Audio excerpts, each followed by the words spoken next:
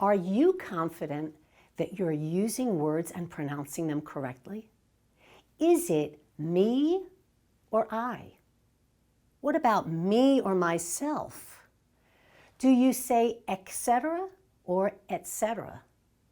And what about executive or executive?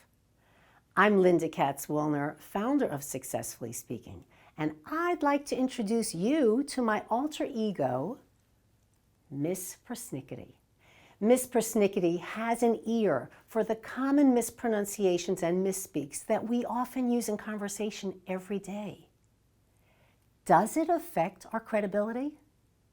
Check out Miss Persnickety's Guide to Everyday Misspeaks and see if you can find one or two things that maybe you might be doing as a misspeak, and see how you can elevate your communication skills.